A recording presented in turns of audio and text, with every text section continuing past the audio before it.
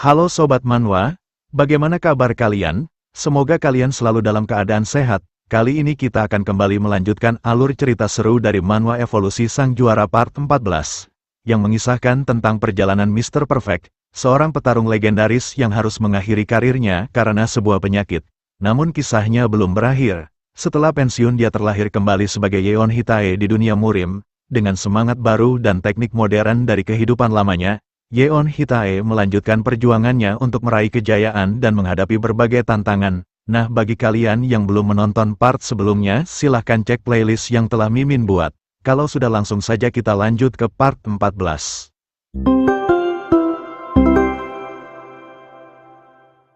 Di part sebelumnya, Yeon menerima sebuah surat yang membuatnya memasang ekspresi sangat serius yang entah apa isi surat tersebut.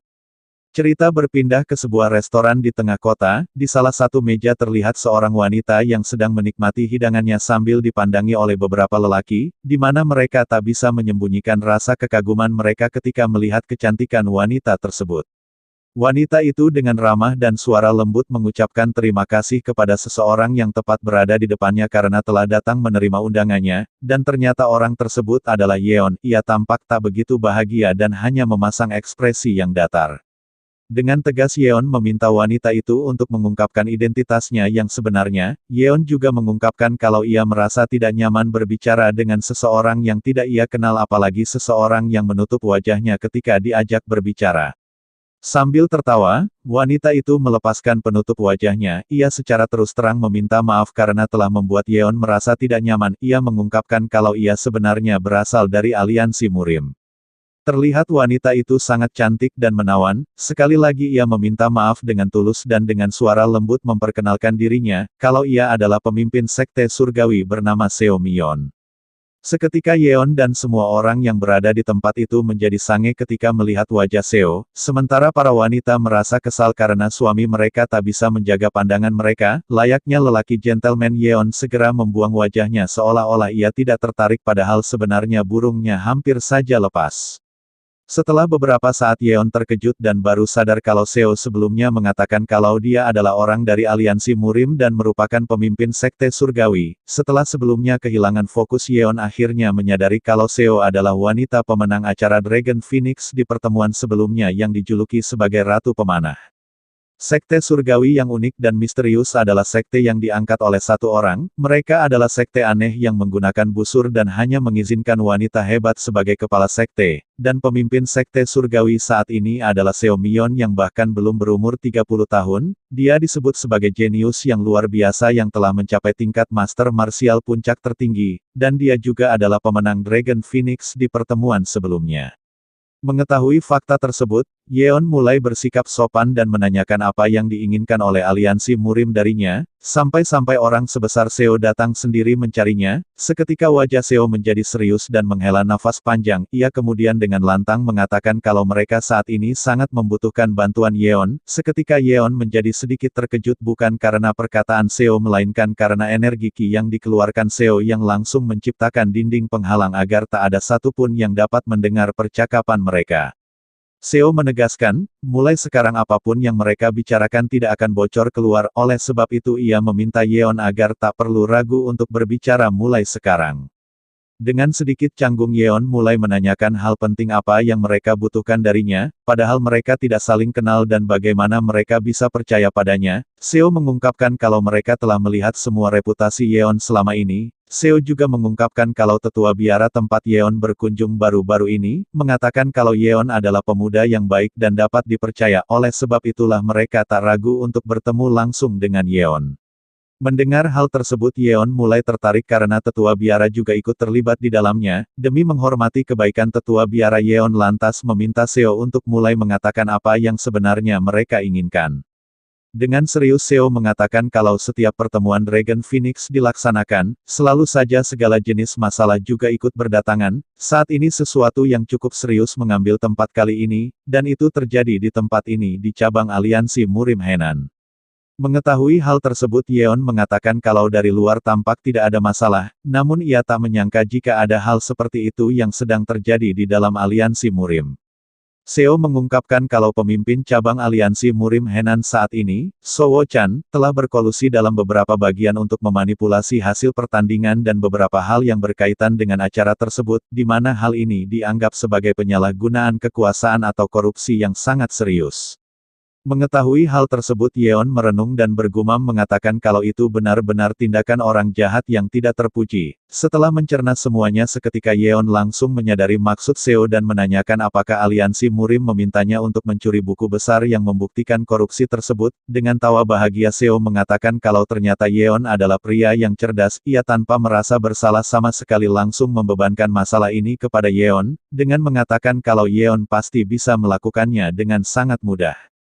Awalnya Yeon ragu mengapa Seo berpikir demikian kalau hal itu pasti mudah baginya, namun seketika Yeon tak bisa berkata apa-apa dan hanya bisa memasang ekspresi konyol ketika Seo mengungkapkan, kalau ia pernah mendengar berita bahwa Yeon pernah menjadi pencuri ilahi penghancur biji yang sangat terkenal pada waktu itu, dan itulah yang menjadi alasan Seo sangat yakin dan percaya kalau Yeon pasti dengan sangat mudah bisa melakukannya. Sementara Yeon yang mendengar hal itu merasa sangat malu, ia bergumam mengatakan kalau itu adalah julukan sekaligus pengalaman paling memalukan yang pernah ia lakukan. Ia benar-benar tidak menyangka jaringan aliansi Murim akan menemukan aibnya ini padahal saat itu ia sedang menyamar dengan menutup wajahnya. Karena sudah seperti ini Yeon lantas menanyakan atas hal apa ia harus menerima tawaran ini yang hanya akan menempatkannya dalam resiko besar. Sambil tersenyum Seo langsung mengambil sesuatu di dalam bajunya, itu adalah sebuah token yang dapat membuktikan identitas Yeon bahwa dia adalah inspektor aliansi. Seo menjelaskan dengan memiliki token ini maka tidak ada seorang pun di provinsi Henan yang bisa menghentikan Yeon. Seo mengatakan bahkan jika Yeon tertangkap mencuri catatan buku besar keuangan nanti, maka ia tetap akan kebal terhadap hukum jika ia menunjukkan token tersebut. Dengan kata lain menurut Seo, Yeon tak mengambil resiko apapun. Namun dengan tegas Yeon mengatakan kalau ia tak bisa menerima permintaan ini jika ia tak mendapatkan sebuah keuntungan untuk dirinya sendiri. Dengan tawa tengil Yeon menegaskan kalau semua ini tentang memberi dan menerima jadi sudah sewajarnya ia mendapatkan hadiah atas kinerjanya. Sambil tersenyum ramah Seo lantas menanyakan apa yang diinginkan Yeon sebagai imbalannya. Cerita berpindah ke tempat cabang aliansi Murim Henan. Terlihat So Wo-chan pemimpin aliansi Murim saat ini begitu bahagia dan penuh semangat. Alasan dibalik penuh kebahagiaannya itu ternyata karena Seo sang ratu pemanah datang mengunjunginya secara langsung. Ia mengungkapkan kalau ini benar-benar merupakan sebuah kehormatan baginya karena didatangi langsung oleh wanita yang sangat cantik. Dengan sedikit berbasa-basi Seo juga mengungkapkan kalau ia sangat senang bertemu, ia bahkan memuji wajah Wo-chan yang tampak bersinar seperti emas hari ini, di mana hal ini membuat burung Wo-chan langsung berdiri dan merasa sangat senang. Wo-chan kemudian langsung memandu Seo menuju ke suatu tempat. Ia mengatakan jika seandainya ia tahu bahwa Seo akan berkunjung hari ini ia pasti sudah menyiapkan pesta yang meriah. Namun seketika dengan tatapan serius Wo-chan menanyakan apa maksud kedatangan Seo sebenarnya hari ini karena sangat jarang Seo berkunjung secara langsung. Dengan wajah polos Seo mengatakan kalau tentu saja ia datang untuk menonton pertandingan. Seo lalu menunjuk dua seniman bela diri yang sedang berlatih di sebelahnya dan mengatakan bahwa ia sangat iri dengan mereka karena bisa mengikuti pertandingan ini. Seo mengungkapkan jika bukan karena prosedur pertandingan melarangnya untuk ikut lagi setelah memenangkan pertandingan 2 tahun lalu, maka ia pasti akan mengikuti pertandingan kali ini dan mendapatkan juara lagi. Dengan senyuman ramah Seo mengatakan kalau ia mendengar bahwa banyak master bela diri baru hebat yang akan berpartisipasi tahun ini, jadi ia sangat ingin melihat persiapannya secara langsung dengan datang langsung ke tempat ini. Dengan sedikit merayu Seo melirik Wo-chan dan mengatakan kalau ini akan bagus jika ada seseorang yang mau memandunya untuk berkeliling. Seketika wajah Wo-chan langsung memerah dan burungnya menjadi sulit dikontrol. Dengan wajah sangenya ia mengatakan siap menemani Seo kemanapun Seo ingin pergi. Ia bahkan menawari Seo agar sebaiknya mereka pergi bersantai dulu sambil meminum teh hangat. Namun dengan polos dan penuh lemah lembut Seo langsung menolaknya. Ia meminta maaf dan mengatakan kalau saat ini ia ingin sekali pergi terlebih dahulu melihat pendaftaran, dan meminta izin kepada Wo-chan agar mengizinkannya pergi. Seketika Wo-chan menjadi panik dan berteriak mengatakan kalau tentu saja Seo bebas pergi kemanapun ia ingin pergi. Dengan sigap Wo-chan bahkan berteriak meminta pelayannya untuk segera menyiapkan cemilan yang paling mahal, dan meminta seniman bela diri yang berlatih agar tidak mengeluarkan keringat karena itu akan membuat lantai mereka menjadi kotor. Sementara itu dari atas salah satu bangunan Yeon melambai kepada Seo yang sepertinya saat ini mereka telah menjalankan rencana mereka, di mana hal ini dibalas dengan senyuman ramah oleh Seo. Diketahui 1 jam yang lalu terlihat Yeon dan Seo mengatur rencana mereka. Seo mengatur rencana dengan mengatakan kalau ia akan meminta Wo-chan untuk membawanya melihat persiapan pertandingan nanti, dan Yeon akan pergi mencuri buku kas besar saat Wo-chan sedang sibuk. Mendengar rencana itu Yeon merasa ragu akan keberhasilan rencana sederhana tersebut. Menurut Yeon bukankah ini terlalu simpel dan mudah? Seo meyakinkan dengan mengatakan kalau Wo-chan adalah manusia yang sangat rakus yang selalu mencari cara untuk mencapai tujuannya, oleh sebab itu Seo mengungkapkan kalau Wo-chan pasti berusaha keras mendekatinya namun pasti dia juga lebih berhati-hati daripada yang lain. Sambil menunjukkan cincin di jarinya Seo mengatakan namun Yeon tak perlu merasa khawatir jika Wo-chan merasa waspada padanya, karena ia memiliki cincin ini yang memiliki mantra dapat mengirim dan menerima sinyal dari jarak jauh. Seo kemudian memasangkan cincin yang lain ke jari Yeon, di mana hal ini membuat Yeon merasa tersipu. Seo kembali menjelaskan jika Yeon menyentuh cincin tersebut maka itu akan langsung bergetar. Dengan ini mereka akan menentukan aturan untuk waktu getaran dan saling mengirim sinyal satu sama lain. Selain itu Seo kembali mengeluarkan sebuah gelang dan mengatakan kalau catatan buku kas tersebut memiliki mantra siluman dan perlindungan, maka dari itu Seo meminta Yeon memakainya agar semuanya berjalan lancar. Dengan memiliki item-item tersebut Yeon masih merasa ragu akan keberhasilan rencana mereka. Yeon bertanya-tanya apakah item ini benar-benar dapat membuat semua rencana mereka berjalan lancar. Seo meyakinkan Yeon kalau semua rencana mereka pasti berjalan lancar dan meminta Yeon agar tidak perlu merasa khawatir berlebihan. Dengan senyuman ramah dan wajah yang bersinar layaknya rembulan Seo mengatakan kalau ia sangat percaya kepada Yeon yang merupakan pencuri ilahi penghancur biji yang sangat terkenal itu. Sementara itu di waktu sekarang terlihat Yeon sedang berada di atas sebuah atap. Ia menghela nafas dan mengungkapkan kalau ia sama sekali tak terpikirkan kalau ia akan melakukan hal ini lagi, kembali menggunakan penutup wajahnya lagi. Dengan wajah serius Yeon mengatakan kalau Seo terlihat tak takut sama sekali jika mereka tertangkap, karena ia memanglah salah satu dari aliansi murim yang tentu ia dapat lepas dengan mudah. Namun berbeda dengan Yeon yang merupakan orang luar ia pasti tidak mudah lolos dari hukuman bahkan jika ia memiliki sebuah token inspektor. Di situasi ini Yeon tahu jelas bahwa rencana ini semua resiko akan berada padanya, namun Yeon tetap menerimanya karena menurutnya ini layak dilakukan karena Seo berjanji akan memberinya sebuah imbalan. Dengan penuh percaya diri Yeon kemudian menggunakan penutup wajahnya dan mengatakan saatnya sang bintang utama beraksi. Setelah melewati beberapa bangunan Yeon akhirnya sampai di tempat penyimpanan berkas, namun Yeon tidak merasa senang karena menurutnya ini terlalu mudah. Ia bertanya-tanya mengapa sistem keamanan di tempat ini terlalu lemah. Ia mulai berpikir kalau mungkin karena Seo berhasil menarik perhatian semua orang kepadanya. Yeon mengungkapkan kalau ia sangat berterima kasih kepada Seo jika ini semua berkat dia, namun meski begitu Yeon tetap merasa ragu dan janggal karena ini semua berjalan terlalu mulus. Tak mau berpikir berlebihan Yeon kemudian mulai memeriksa tempat tersebut, matanya tertuju kepada salah satu ruangan yang menghembuskan angin dari dalam. Ketika Yeon membukanya seketika ia langsung terkejut dan sama sekali tak menyangka, di dalam sana ternyata dipenuhi banyak harta yang memancarkan kilauan dunia. Yeon lalu berjalan masuk sambil melihat semua harta tersebut. Ia mengatakan kalau ia tahu Wo-chan menerima banyak uang hasil korupsi, namun ia benar-benar tetap tak menyangka kalau hasil korupsinya akan sebanyak ini.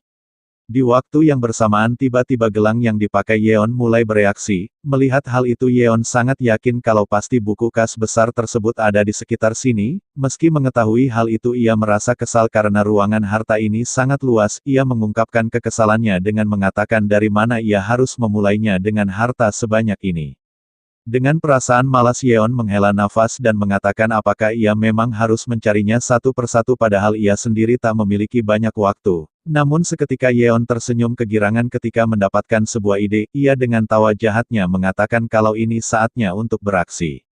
Sementara itu di luar, terlihat para seniman bela diri muda sedang bertarung. Seo dan Wo-chan sedang menonton dan begitu menikmatinya. Seo mengungkapkan kalau peserta awal kali ini cukup luar biasa dan begitu bersemangat. Menurut Seo mereka pasti terlihat kuat karena mereka percaya dengan kemampuan mereka masing-masing. Sementara Wo-chan yang melihat wajah bahagia Seo tak bisa menahan dirinya dan mengatakan kalau ini semua berkat dirinya yang telah mengatur acara ini dengan sangat baik.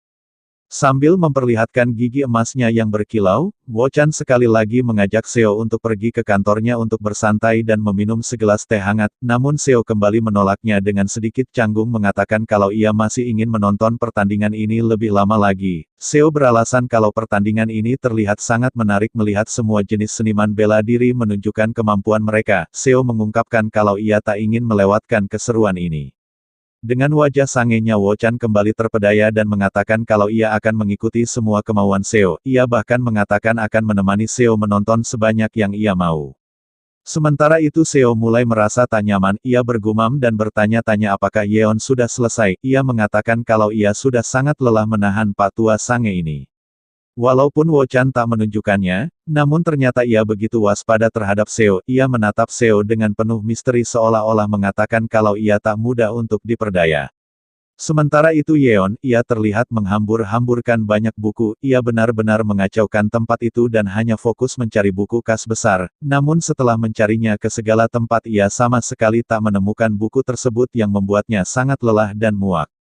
Sambil melihat gelang di tangannya, Yeon mengatakan kalau sinyalnya benar berada di sini namun mengapa ia tak bisa menemukannya. Ia mulai meragukan Seo dan bertanya-tanya apakah Seo menipunya. Yeon mulai berpikir keras namun ia tak menemukan alasan Seo ingin menipunya. Ia mulai bertanya-tanya apakah mungkin Seo ingin menyelesaikan semua masalah ini sendiri. Namun menurut Yeon seharusnya itu tidak mungkin karena Seo adalah pemimpin sekte dan juga pemenang pertemuan Dragon Phoenix jadi seharusnya ia tidak akan menyelesaikan semua masalah ini sendiri, karena itu akan mencoreng reputasinya jika sampai ketahuan. Yeon kemudian mulai mengingat kembali percakapannya dengan Seo, di mana saat itu Seo mengatakan kalau Wo-chan adalah seseorang yang sangat teliti dan berhati-hati terhadap sesuatu. Mata Yeon seketika terbuka lebar ia menyadari kalau ada sesuatu yang salah di sini. Ia bergumam mengatakan jika Wo-chan adalah orang yang begitu teliti dan hati-hati, dia mungkin tidak menggunakan mantra apapun untuk menyembunyikan buku tersebut. Seketika Yeon langsung melepaskan gelangnya. Menurut Yeon gelang ini memang bereaksi karena ada sebuah mantra di sini, namun itu bukan untuk menemukan buku tersebut, tetapi itu untuk mengalihkan perhatian penyusup dari indera mereka. Yeon mulai merenung dan bertanya-tanya jika ia adalah Wo-chan maka di manakah ia akan menyembunyikan di antara semua harta yang ada di tempat ini.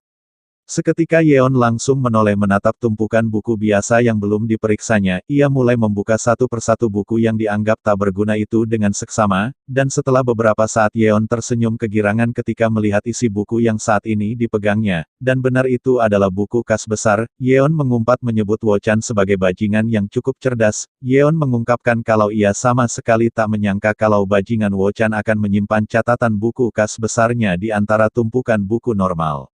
Merasa sudah cukup banyak waktu yang ia habiskan Yeon pun segera bergegas pergi dari tempat itu. Sambil berlari Yeon bergumam mengatakan kalau seharusnya ia mengirim sinyal setelah menemukan buku tersebut, namun ia melupakan caranya dan mulai bertanya-tanya apa yang harus ia lakukan terhadap cincin pemberian Seo. Namun seketika sebuah pedang dengan kecepatan tinggi langsung mengarah ke kepala Yeon, dengan sigap Yeon langsung menahan serangan tersebut menggunakan armor besi di tangannya yang membuatnya terdorong cukup jauh. Nah mungkin sekian dulu pembahasan dari cerita kali ini. Jangan lewatkan kelanjutan dari perjalanan epik ini. Perjalanan Yeon Hitae sebagai reinkarnasi Kang Sang-hyuk baru saja dimulai, dan petualangan serunya baru akan mencapai puncaknya. Dengan setiap pertarungan dan rahasia yang terungkap, cerita selanjutnya akan membawa kita pada aksi yang mendebarkan dan kejutan tak terduga. Jangan lewatkan kesempatan untuk mengikuti setiap momen yang menegangkan. Tekan tombol subscribe dan aktifkan notifikasi agar kalian tidak ketinggalan cerita menarik selanjutnya.